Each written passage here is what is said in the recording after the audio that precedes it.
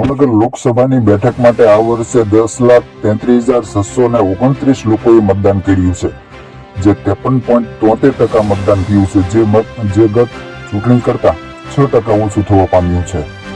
ભાવનગરમાં ભાજપના ઉમેદવાર નેમુબેન બાંભણિયા અને ઇન્ડિયા ગઠબંધનના ઉમેદવાર ઉમેશ મકવાણા વચ્ચે સીધી ફાઇટ છે. ભાવનગર લોકસભાની બેઠકની ચૂંટણી મતગણતરીમાં આશરે 1500 વહીવટી કર્મચારીઓ આ ઉપરાંત પોલીસનો લોખંડી બંદોબસ્ત ગોઠવાયો છે.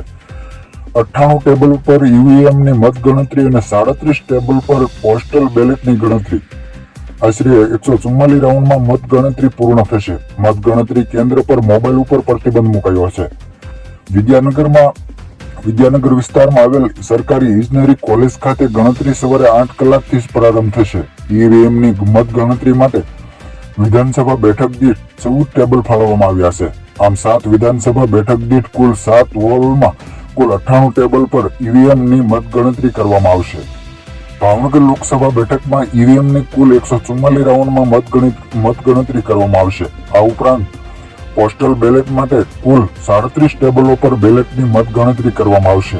મતગણતરીની સમગ્ર પ્રક્રિયાનું સીસીટીવી દ્વારા મોનિટરિંગ કરવામાં આવશે અને મતગણતરીનો પ્રારંભ સવારે 8 કલાકે થશે.